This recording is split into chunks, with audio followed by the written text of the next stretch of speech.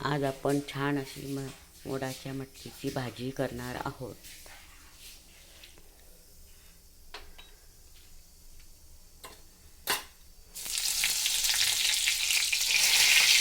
Tomato चांगला परतून घ्यायचा आहे।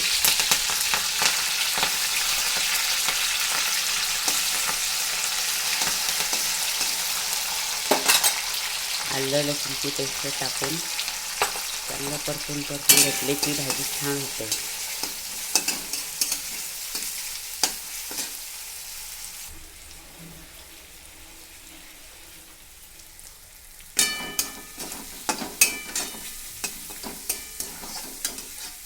हळद,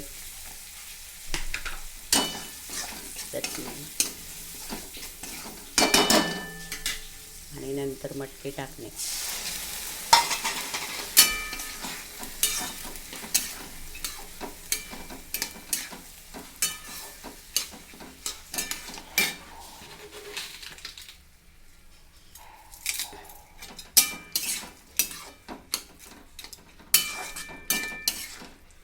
छानपैकी अशी मोडाची मटकी तयार झालेली आहे। 20 मिनिटे गॅसवर, बारीक गॅसवर शिजून द्यायची।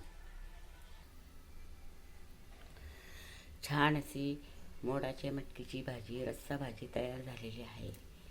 बघून घ्या, तरी पण केवढी छान आलेली आहे। 4 माणसांसाठी ही मटकीची भाजी बनवलेली आहे।